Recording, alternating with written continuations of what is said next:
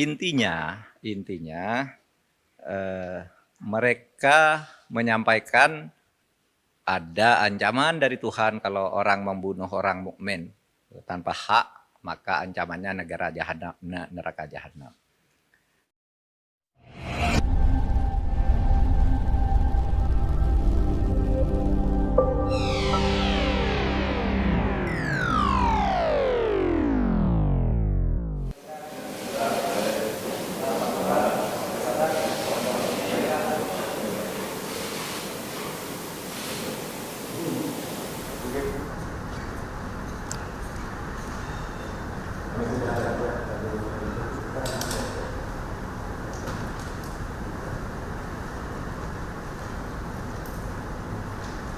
Jadi saya membacakan satu halaman supaya pengantar. Saudara-saudara yang terhormat, ini tadi jam 10 baru saja Presiden Republik Indonesia yang didampingi oleh Menko Polhukam dan saya dan Mensesnek menerima 7 orang anggota TP3 yang dipimpin oleh, kedatangannya dipimpin oleh Pak Amin Rais, tapi pimpinan TP3-nya itu sendiri adalah Abdullah Hamahua. 7 orang tadi yang datang, Pak Amin Rais, Pak Abdullah Hamahua, kemudian Pak Marwan Batubara, kemudian ada Kiai Muhyiddin. Dan yang 3 karena pakai masker kita nggak tahu satu persatu, tetapi ada 7 orang tadi. Intinya mereka menyampaikan 2 hal atau 1 hal pokok, yaitu soal terbunuhnya atau tewasnya 6 laskar FPI yang itu diurai dalam 2 hal. Pertama, harus ada penegakan hukum sesuai dengan ketentuan hukum, sesuai dengan perintah Tuhan bahwa hukum itu adil. Dan yang kedua,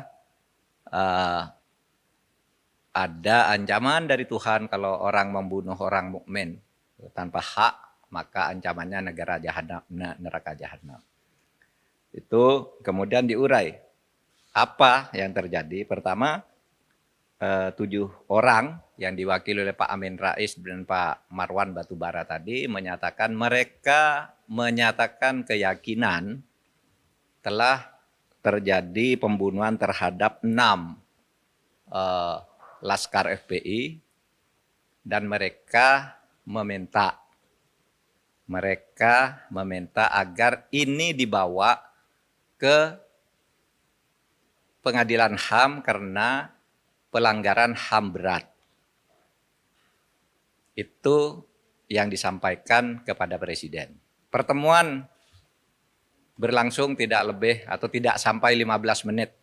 Bicaranya pendek dan serius gitu. Hanya itu yang disampaikan oleh mereka, bahwa mereka yakin telah terjadi pembunuhan yang dilakukan dengan cara melanggar HAM berat, bukan pelanggaran HAM biasa, sehingga 6 laskar FPI itu meninggal. Lalu Presiden menyatakan bahwa Presiden sudah minta Komnas HAM bekerja dengan penuh independen dan menyampaikan kepada Presiden apa yang sebenarnya terjadi dan apa yang seharusnya dilakukan oleh pemerintah. Dan Komnas HAM itu sudah memberikan laporan dan 4 rekomendasi. 4 rekomendasi itu sepenuhnya sudah disampaikan kepada Presiden agar diproses secara transparan, adil, dan bisa dinilai oleh publik. Yaitu bahwa temuan Komnas HAM yang terjadi di Cikampek, Tol Cikampek kilometer 50 itu adalah pelanggaran HAM biasa.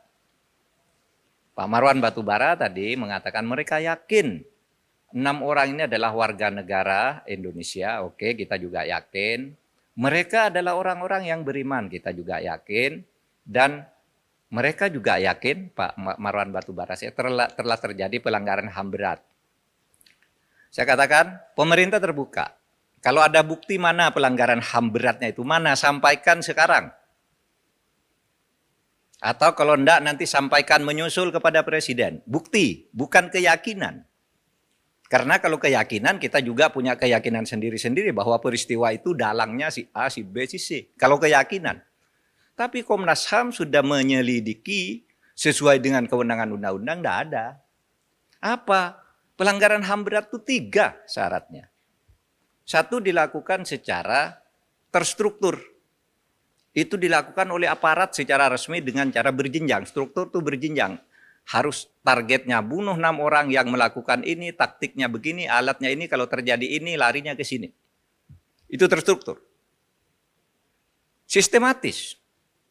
Ya, terstruktur sistematis. Juga jelas tahap-tahapnya. Perintah pengerjaan itu. Itu pelanggaran HAM berat. Masif. Menimbulkan korban yang meluas. Kalau ada bukti itu, mari bawa. Kita adili secara terbuka. Kita adili para pelakunya berdasar Undang-Undang Nomor 26 Tahun 2000. Nah, saya sampaikan begitu. Tadi silahkan kami menunggu. Terbuka. Dan saya katakan TP3 bukannya juga sudah diterima oleh Komnas HAM. Diminta mana buktinya. Secuil saja. Bahwa ada terstruktur sistematis dan masifnya. Tidak ada tuh, ada di berita acaranya bahwa TP3 sudah diterima, tapi tidak ada, hanya mengatakan yakin. Nah, kalau yakin tidak boleh, karena kita punya keyakinan juga banyak pelakunya ini, pelakunya itu, otaknya itu, dan sebagainya. Yang membiayai itu juga yakin kita, tapi kan tidak ada buktinya. Oke, nah akhirnya ingin saya katakan bahwa sejak peristiwa ini meletus, masyarakat sudah mulai muncul agar dibentuk TGPF. Tim Gabungan Pencari Fakta. Ada yang minta pemerintah membentuk, ada yang tidak percaya pemerintah. Jangan pemerintah, nanti itu bohong itu hasilnya. Maka waktu itu Presiden mengumumkan sesuai dengan kewenangan yang diberikan oleh undang-undang. Silakan Komnas HAM bekerja sebebas-bebasnya. Panggil siapa saja yang merasa punya pendapat dan punya bukti. Yang merasa punya keyakinan. Panggil, nanti sampaikan ke Presiden apa rekomendasinya. Presiden, pemerintah sama sekali tidak ikut campur. Tidak pernah minta agar Komnas HAM menyimpulkan ini, menyimpulkan itu, tidak. Kita hanya menyatakan kalau pemerintah yang membentuk lagi-lagi dituding dikooptasi. Timnya orangnya pemerintah, timnya diatur oleh orang istana, timnya orang dekatnya si A, si B. Nah, oleh sebab itu kita serahkan Komnas HAM. Komnas HAM silakan nyelidiki, mau membentuk TGPF juga atas nama di bawah bendera Komnas HAM, silahkan. Mana rekomendasinya kita lakukan. Nah, itu yang kami jawab tadi. Nah, saudara, saya ingin jelaskan satu hal lagi yang juga saya jelaskan. Ada tertawaan publik semula. Ya. Masyarakat banyak yang ngejek, nyinyir gitu. Kenapa kok orang mati dijadikan tersangka? 6 laskar itu kan dijadikan tersangka oleh polisi. Itu hanya konstruksi hukum, dijadikan tersangka sehari, kemudian sesudah itu dinyatakan gugur perkaranya. Karena apa? Karena konstruksi hukum yang dibangun oleh Komnas HAM itu ada orang yang terdiri atau yang bernama Laskar FP itu kemudian itu memancing aparat untuk melakukan tindak kekerasan dan membawa senjata. Ada bukti senjatanya, ada proyektilnya. Bahkan di laporan Komnas HAM itu ada juga nomor telepon orang yang memberi komando. Siapa? Gitu. Nah, oleh karena sekarang 6 orang terbunuh ini yang kemudian menjadi tersangka, dicari pembunuhnya, maka dikonstruksi dulu dia tersangka karena dia memancing aparat untuk melakukan tindak kekerasan dengan membawa senjata. Nah, sesudah itu baru siapa yang membunuh 6 orang ini, yang memancing ini? Nah, baru ketemu 3 orang polisi. Yang ditemukan oleh Komnas HAM itu 3 orang. Nah, sesudah ini ditemukan, konstruksi hukumnya baru 6 orang itu diumumkan oleh polisi, perkaranya gugur. Dalam bahasa yang sering umum disebut SP3, tapi tidak usah SP3. Itu cukup dikatakan perkaranya gugur sesuai dengan ketentuan undang-undang, bahwa tersangka yang sudah meninggal perkaranya gugur. Cukup, selesai perkaranya gugur, lalu siapa yang membunuh 6 orang ini kita buka di pengadilan. Nah, kita minta GTP3 atau siapapun yang punya bukti-bukti lain, kemukakan di proses persidangan itu. Sampaikan melalui Komnas HAM kalau ragu terhadap polisi atau kejaksaan, sampaikan di sana. Gitu. Tapi kami melihat yang dari Komnas HAM itu sudah cukup lengkap. Assalamualaikum warahmatullahi wabarakatuh.